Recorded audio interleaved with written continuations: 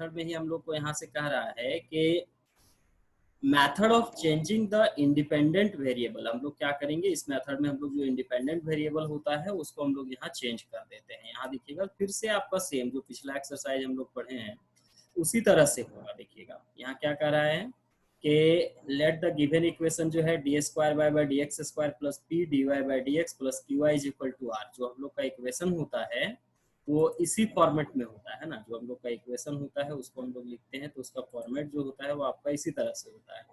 तो यहाँ भी देखिएगा कि फॉर्मेट आपका वही दिख रहा है। यहाँ जितने भी क्वेश्चन हम लोग बना रहे हैं सबका फॉर्मेट आपका यही वाला था, D square Y by D x square plus P D Y by D X plus Q Y is equal to R, यही ना।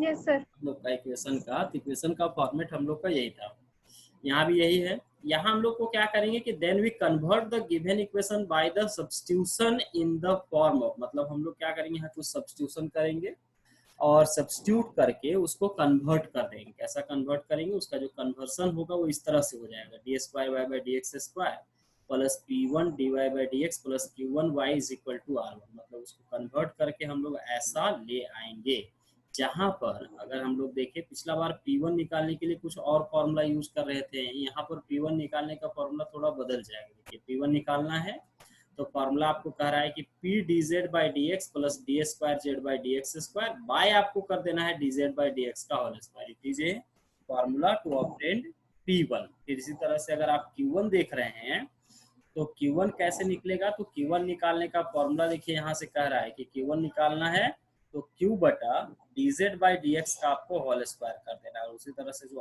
R1 है, देखिए वहाँ ऊपर में तीन टर्म आ गया, एक P1 एक Q1 और एक R1। तो जो P1 Q1 R1 होगा उनको फाइंड करने का ये फॉर्मूला हो जाता है इस चैप्टर में। देखिएगा P1 P D Z by D X plus D square Z by D x square D Z by D X का होल स्क्वायर। अगर आपको Q1 निकालना है तो Q by D Z by D X का whole square हो जाएगा, और R1 निकालना है तो R by D Z by D X का होल स्क्वायर हो जाएगा। देखिए नीचे सेम है सबका, D Z by D X का whole square D Z by D X का होल स्क्वायर नीचे सेम है, ऊपर में चेंज कर देना। देखिए P है, यहाँ जब Q1 निकाल रहे हैं तो Q है, R1 निकाल रहे हैं तो R है। ये दोनों तो आसान है, इसमें कोई दिक्कत नहीं। Q1 R1 निकालना थोड़ा सा ये लंबा है। देखिए यहाँ P1 निकालने के लिए कह रहा है P D Z by D X plus D square Z by D x square, ये टर्म आपको यूज करना है, ठीक है।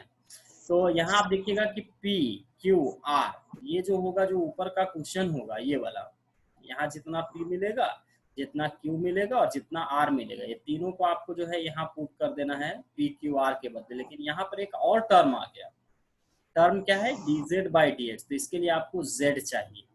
dz बाई डी एक्स मतलब अगर z दिया रहेगा तो z दिया रहेगा उसको एक बार डिफ्रेंशिएट करेंगे x के रिस्पेक्ट में तो dz बाई डी एक्स आ जाएगा। 2 टाइम्स डिफ्रेंशिएशन करिएगा तो d square Z by D x square आ जाएगा। मतलब ये P1 निकालने के लिए हमको पहले z चाहिए, है ना।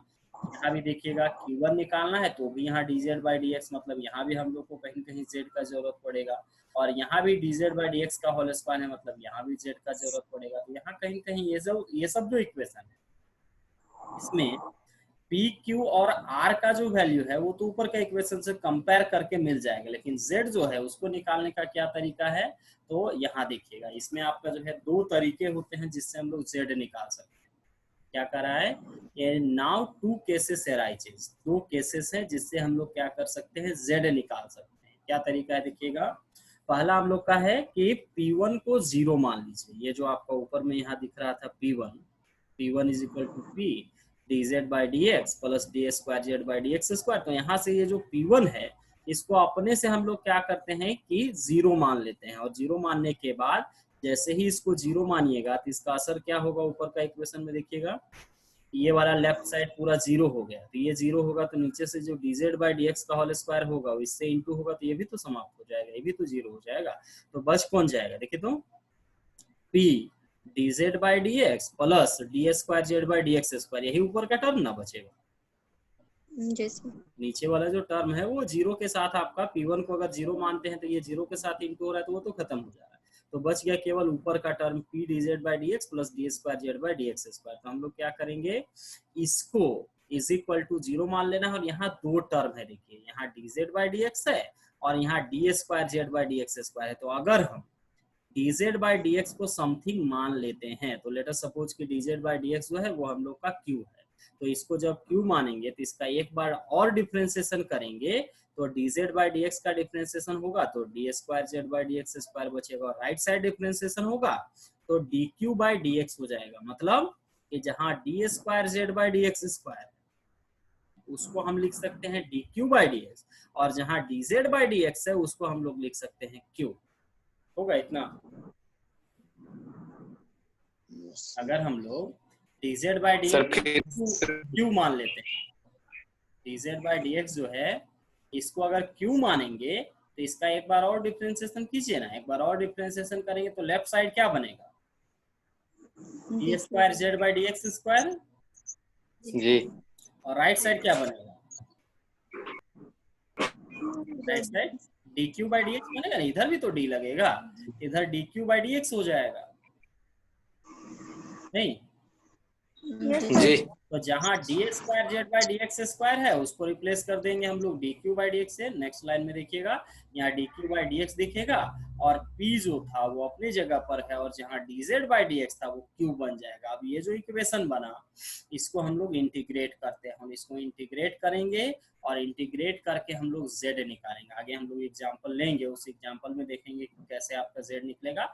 एंड यहाँ नीचे आपको लिख दिए हैं कि now integrating this to find z। हम लोग इसको इंटीग्रेट करेंगे और इंटीग्रेट भी एक बार नहीं होगा, दो बार होगा। एक बार इंटीग्रेट करिएगा तो q मिलेगा और फिर अगला बार इंटीग्रेट करेंगे तो q खुद dz बाई dx है, इसलिए फिर वहां से आपको z मिलेगा। तो इस तरह से आप जो है z तक पहुंच जाइएगा। अब यहाँ कह रहा है कि लेट अस चूज z। अब एक तरीका हो गया ये, यहाँ हम लोग बोल रहे थे कि दो तरीके से z फाइंड कर सकते। देखिए यहाँ 1 लिखा है, यहाँ हम लोग का 2 लिखा हुआ है। यह क्या लिखना है कि लेट अस चूज z।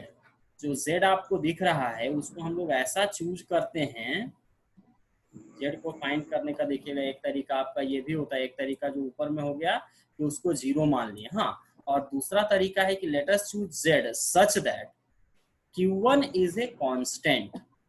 बात समझिएगा, जो q1 दिख रहा है आपको ऊपर में आप माने थे तो दो चीज था, एक था आपका p1, एक था q1।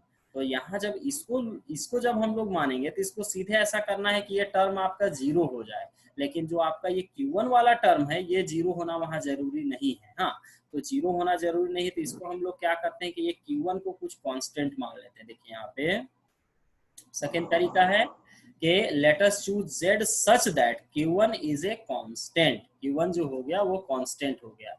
अब कांस्टेंट जो होगा उसको थोड़ा सा अपने सब लोग सुविधा के लिए ये जो आपका q1 दिख रहा है उसको हम लोग इधर जो q1 था उसको a का स्क्वायर के फॉर्मेट में मानते हैं। मतलब जब इसको मानते हैं ना तो ऐसा मानते हैं ताकि वो स्क्वायर में रहे। स्क्वायर में मानने से क्या होगा कि आगे कुछ जो है वो इजीली सॉल्व होगा। यहाँ हम लोग कह ही रहे हैं कि कांस्टेंट मानना है, तो जैसे a कांस्टेंट होता है a का स्क्वायर भी कांस्टेंट होता है, तो आप a मान सकते हैं तो उसके बदले a का स्क्वायर भी मान सकते हैं। देखिए अगर q यहाँ हम लोग लिखते हैं इस अनुसार तो कितना हो जाता है q बटा फॉर्मूला। देखिएगा ऊपर में फॉर्मूला है कि q1, ये राइट साइड वाला जो a स्क्वायर आया वो q1 के बदले आया। हाँ, तो q1 is equal to q by dz by dx का होल स्क्वायर। तो हम लोग जो है q1 को मान लिए constant a square. a square दिख रहा है, ये आपका q by dz by dx था तो q इधर रहेगा तो dz बाई dx जो इधर इनटू था, मतलब इधर जो डिवाइड था उधर जाता तो a स्क्वायर के साथ इनटू होता। अब यहाँ थोड़ा दिखेगा बेनिफिट आपको, ये स्क्वायर क्यों माने, स्क्वायर मानने से क्या फायदा हो रहा है ये यहाँ दिखेगा। देखिए a स्क्वायर है और यहाँ dz बाई dx का स्क्वायर है तो इसको होल स्क्वायर लिख सकते हैं। होल स्क्वायर लिखेंगे तो क्या होगा, इधर का स्क्वायर उधर जाएगा तो रूट बन जाएगा। तो dz बाई dx बराबर रूट अंडर क्यू बाई ए दिखेगा, बनेगा इतना। जी सर। हाँ, अब इससे क्या करेंगे, फिर dx को इधर भेज देंगे, dz जो है उसको इंटीग्रेट कर देंगे इसको, तो इंटीग्रेट करेंगे देखिए dz से z मिल जाएगा। z यहाँ दिख रहा है, इधर जो है क्वेश्चन में जाइएगा तो राइट साइड वाले को फिर सॉल्व करना पड़ेगा। राइट साइड वाले को सॉल्व करेंगे तो फिर यहाँ से आपको z मिलेगा। तो इसका मतलब क्या हुआ कि ये केवल z निकालने तक का प्रोसेस। जब z निकल जाएगा तो फिर z को आपको वही p1 q1 r1 वाला में पुट करके आपको फिर कैलकुलेट करना पड़ेगा। मतलब ये z जो ऊपर में आपका एक टर्म आ गया था dz बाई dx, तो भाई dz by dx निकालने के लिए z होना चाहिए। जब z होगा तो उसको एक बार डिफरेंशिएट करिएगा तो dz by dx मिल जाएगा। तो ये dz by dx निकालने के लिए आपको ये z चाहिए था, और इन दोनों में से कोई भी एक प्रोसेस लगाकर हम लोग z निकाल लेते। देखिए नीचे हम लोग एक लिखे हैं कि in this way we can find z। ये हो गया। नोट में एक चीज लिखे होंगे कि in both cases answer will be same. अगर हम लोग जो है P1 इज इक्वल टू 0 मान के चलेंगे या Q1 is equal to constant मान के चलेंगे, दोनों केस में आपको जो आंसर होगा वो सेम होगा। मतलब दोनों नहीं लगाना है, दोनों में से कोई एक मेथड लगेगा और उस मेथड का यूज करके आपको जो है z फाइंड कर लेना। बात समझ में आ रही है क्या करना है आपको इसमें? आइए, इसमें हम लोग का जो है दो प्रोसेस है ना, z निकालने के लिए आपका जो है दो प्रोसेस है। एक आपको जो है यहाँ से z अगर फाइंड करना है तो पहले तो आप यहाँ जो P1 था ना, यहाँ P1 दिख रहा था, तो ये P1 को हम लोग क्या कर सकते हैं कि या तो उसको 0 कर देंगे, है ना। P1 जो था उसको हम लोग देखिए 0 कर दिए, ये वाला P1 दिख रहा था जी। ये P1 को 0 कर दीजिए और यहाँ से z निकाल लीजिए। या नहीं तो यहाँ जो Q1 है ना, Q1 दिख रहा है, इस Q1 को कांस्टेंट मान लीजिए। जैसे A मान लीजिए, B मान लीजिए, इस तरह से जो कांस्टेंट मान लीजिए इसको कांस्टेंट मान लीजिए, और कांस्टेंट मान के फिर इसको हम लोग जो है सॉल्व कर सकते हैं। तो दो तरीका हो गया z फाइंड करने का। फिर इसके बाद हम लोग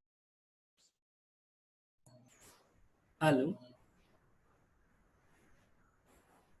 जा रही आवाज? Yes sir. चलिए ठीक।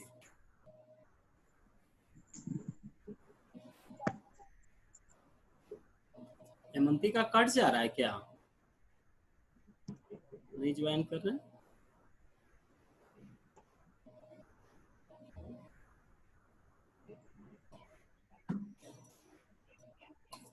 चलिए ठीक है, यहाँ तक समझ पा रहे हैं हम लोग कुछ? कि एक बार आपको क्या करना है कि P1 के अनुसार भी इसको सॉल्व कर सकते हैं, Q1 के अनुसार भी सॉल्व कर सकते हैं, दोनों तरीके से इसको सॉल्व कर सकते हैं, है ना। जा रही आवाज जी? जी सर। हाँ ठीक।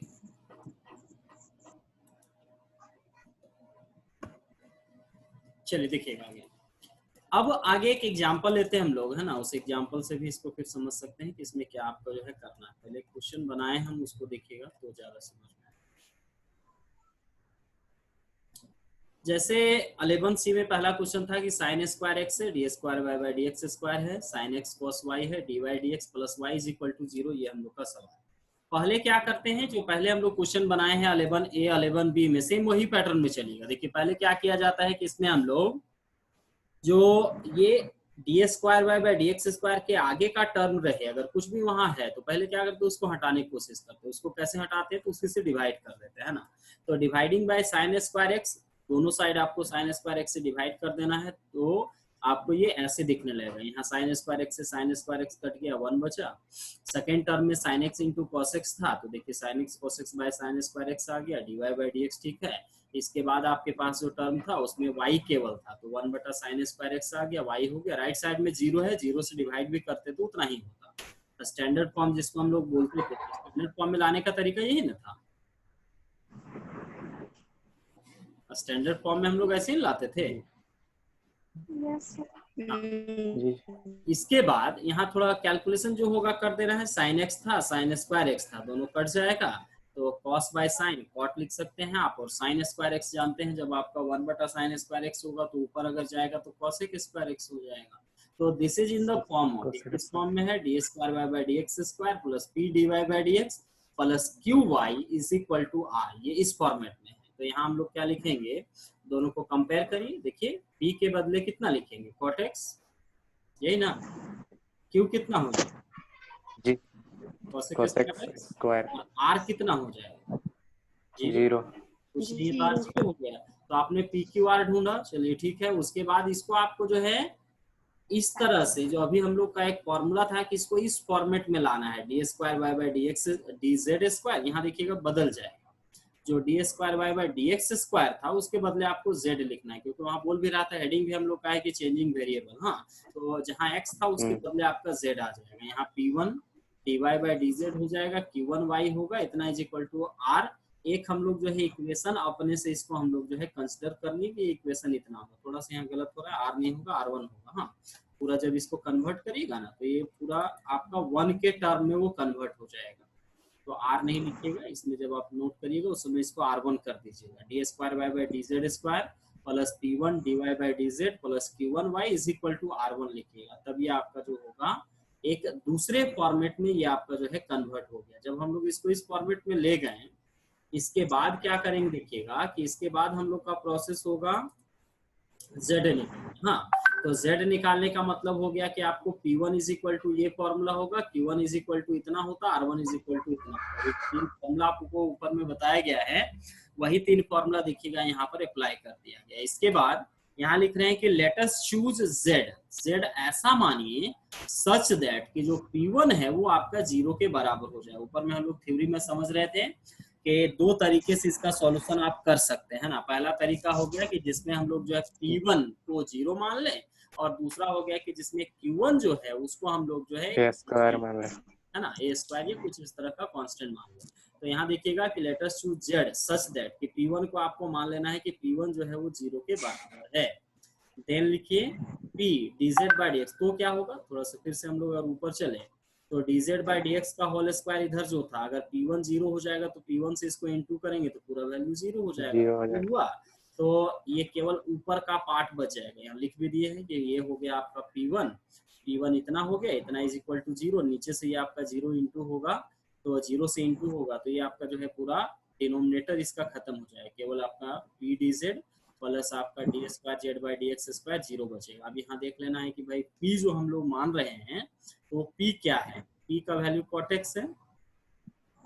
P का वैल्यू देखिएगा, P का वैल्यू जब आप कंपेयर किए थे तो वहाँ P का वैल्यू cot x आया था, तो cot x हुआ dz बाई डी एक्स हुआ, D square Z by D x square हुआ, इतना इज इक्वल टू 0 हो गया। अब क्या करिए, यहाँ से देखिए दोनों हमेशा आपका जो है एक ही टर्म को से रिलेटेड होगा। यहाँ dz बाई डी एक्स है तो यहाँ D square Z by D x square, मतलब इसको अगर एक बार डिफ्रेंशिएट करेंगे dz बाई डी एक्स को तो d square Z by D x square मिल जाएगा। तो हम लोगों ने क्या किया कि dz बाई डी एक्स को समथिंग मान लिए, कुछ भी मान सकते थे, तो मान लीजिए कि वो आपका q है, dz by D X is equal to q, ठीक है। इसको एक बार डिफ्रेंशिएट करेंगे तो dz से आपका D square Z by D x square होगा, और जो राइट साइड में q था वो आपका dq बाई डी एक्स बन जाएगा, ठीक है। यहाँ तक जब इसको हम लोग कंपेयर करते तो ये आपका ऐसा बन जाता। अब यहाँ से क्या करिए, पुट करेंगे, ऊपर का जो इक्वेशन उसमें पुट कर देंगे, cot x था, फिर आपका q हुआ, फिर dq बाई dx हुआ, इतना बराबर 0 हुआ। अब इसको इंटीग्रेट करना है और इंटीग्रेट करके आपको q का वैल्यू निकालना है ना। तो इंटीग्रेट करने के लिए हम लोगों ने क्या किया देखिएगा, cot x ठीक है, dx ठीक है, यहाँ से क्या करना है, वेरिएबल सेपरेशन में ले जाना है कि dx जो है वो x के तरफ चला जाए और जो dq है उसके तरफ चला जाए। वेरिएबल सेपरेशन इसी को बोलते हैं। देखिए dq बाई q हुआ और यहाँ cot x dx हुआ, इसको इंटीग्रेट करेंगे तो इंटीग्रेटिंग वी गेट, इसको इंटीग्रेट करने पर कितना होगा, cot x का इंटीग्रेशन आप लोग को याद होगा log sin x होता है, cot x का इंटीग्रेशन करिएगा। हाँ, कोट का इंटीग्रेशन डायरेक्ट नहीं होता था, log में होता था,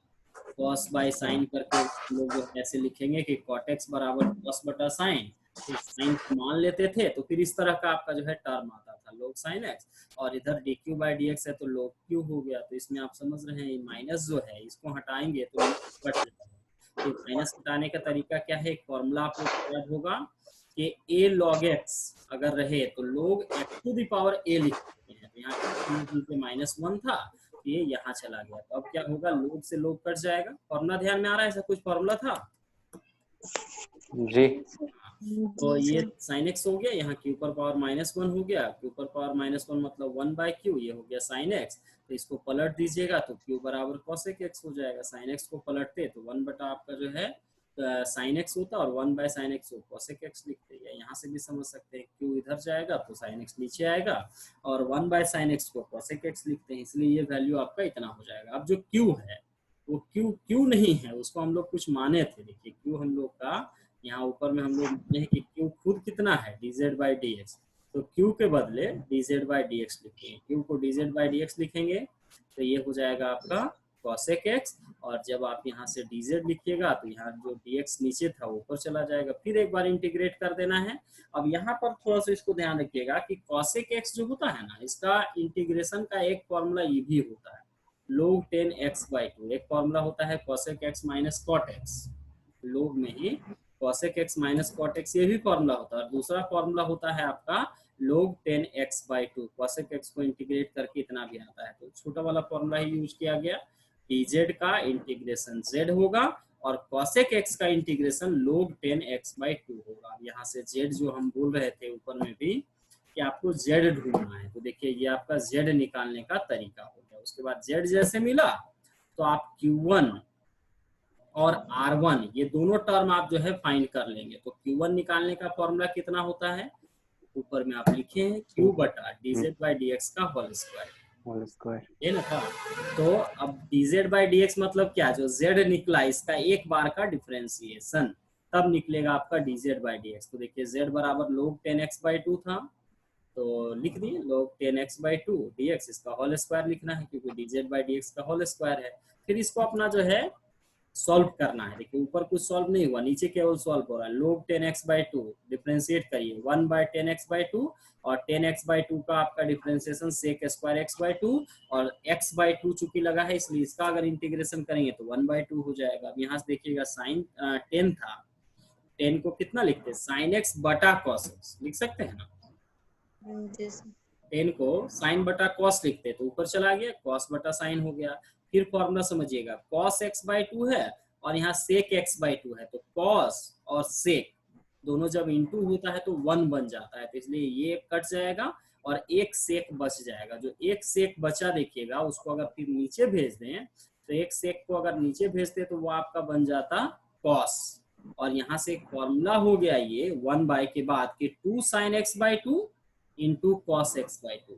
अब ये जो है ये भी एक फॉर्मूला है कि 2 sin theta into cos theta, याद करिए 2 sin theta into cos theta कितना लिखते हैं 2 sin थीटा, sin 2 थीटा है ना, sin 2 थीटा, sin sin 2 2 और ये थीटा बन गया तो sin 2 थीटा, थीटा के बदले x/2 है तो इससे एक कट जाएगा। देखिए नीचे बच गया sin, और जो होल स्क्वायर था उसके चलते sin स्क्वायर होता, और ये आप लोग को पता है कि 1/sin² x को cosec स्क्वायर लिख सकते हैं। तो यहाँ देखिए कितना अच्छा वैल्यू आ गया, ऊपर भी cosec² x था, इसको कुछ नहीं किए थे, पूरा क्वेश्चन से ही लिखते आ रहे हैं, ऊपर से ही लिखते आ रहे हैं, और नीचे cosec² x जो था ये भी आपका 1 हो गया। अब रह गया बात r1 निकालने का, तो चूंकि आपका r 0 है इसलिए r1 का मान भी 0 आ जाएगा। तो इस तरह से पहले आप p1 निकालें क्या, p1 को 0 मान लिए, एक तरह से समझिए कि p1 हम लोग निकाल नहीं रहे हैं ना, p1 को 0 मान लिए और उसके मदद से q1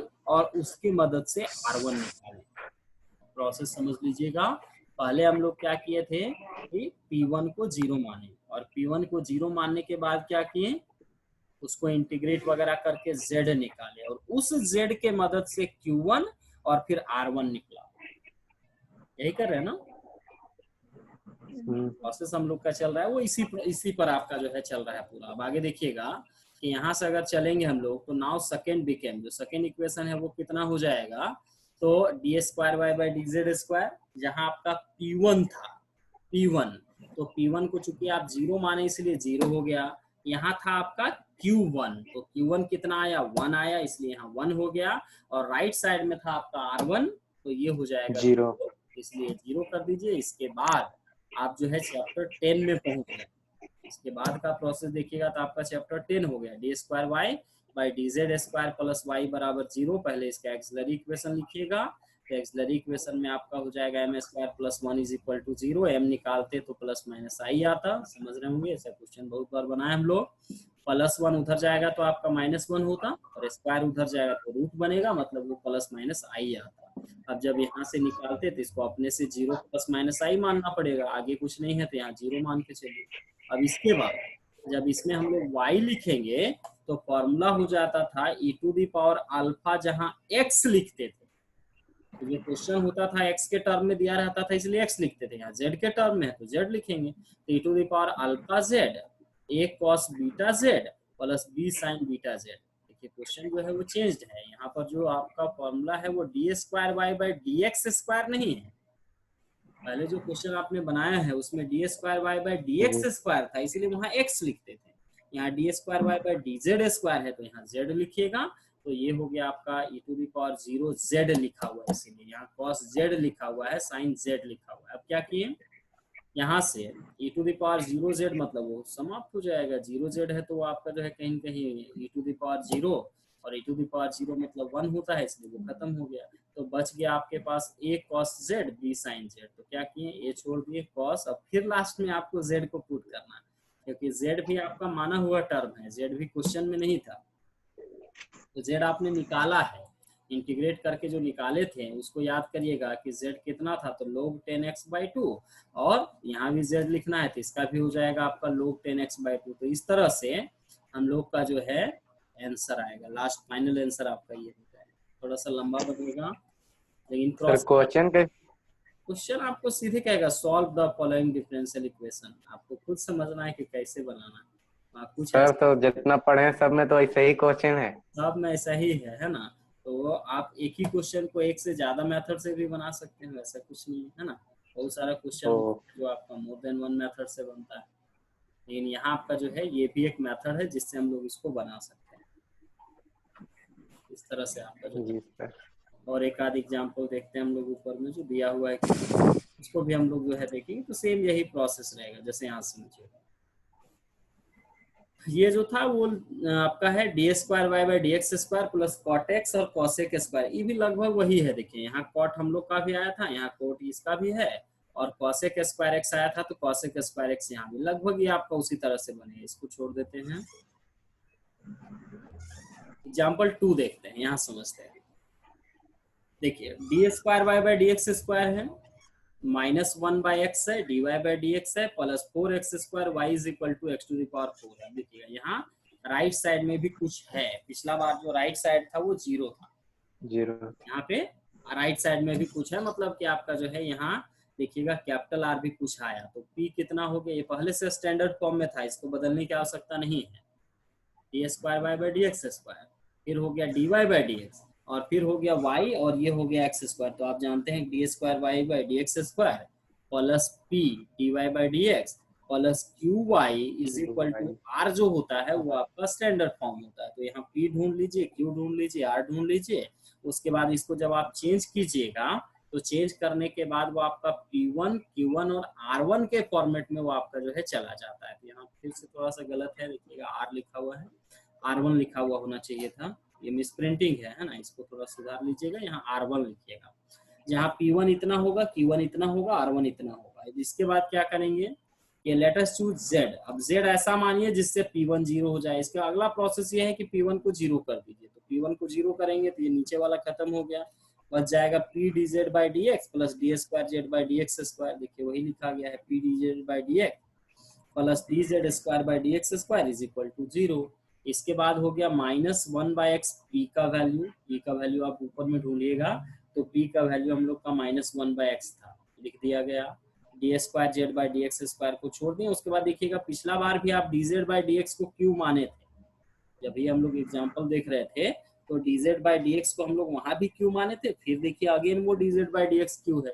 फिर इसको आप जो है इसको एक बार हम लोग अगर इंटीग्रेट कर देंगे, सॉरी पहले डिफरेंशिएट करना पड़ेगा एक बार, तो dz बाई डी एक्स से D square Z by D x square dq by D x बनेगा। फिर इसको ऊपर का जगह पे पुट कर देना, -1/x अपने जगह, dz बाई डी एक्स बन गया q, और जहाँ D square Z by D x square था वो बन जाएगा dq बाई डी एक्स। इसके बाद इंटीग्रेट करिए, इंटीग्रेट करने के बाद देखिएगा आपको z मिल जाएगा, और यहाँ से जो z मिलेगा वो आपको q1 और r1 निकालते समय मदद करेगा, क्योंकि q1 का फॉर्मूला होता है q बटा dz बाई डी एक्स का होल स्क्वायर। तो अगर q1 बराबर q बटा dz बाई डी एक्स का होल स्क्वायर है तो ये बन जाएगा आपका q जो है वो 4x स्क्वायर था, और dz बाई डी एक्स का होल स्क्वायर मतलब इसका आपका जो है x स्क्वायर का डिफरेंशिएशन, तो x स्क्वायर का 2x होता, 2 कट जाता तो x बचता, तो चूंकि यहाँ होल स्क्वायर है इसलिए x स्क्वायर हो गया, तो x स्क्वायर पूरा कट जाएगा, 4 आएगा।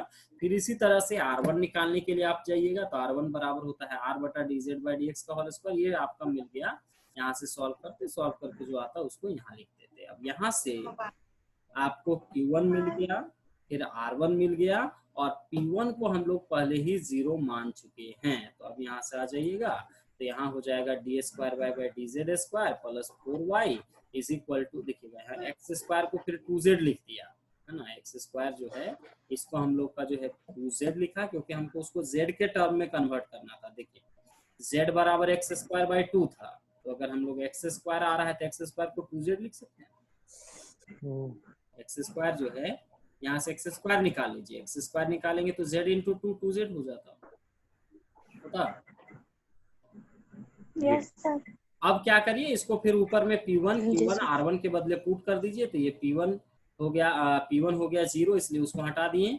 Q1 हो गया 4, तो देखिए 4y हो गया, और R1 हो गया 2z, तो 2z लगा दिए। इसके बाद एकदम आसान है, इसके बाद आप देख लीजिए कि ये आपका जो है linear differential equation with constant coefficient जो चैप्टर 10 था, वो चैप्टर 10 में कन्वर्ट हो जाएगा।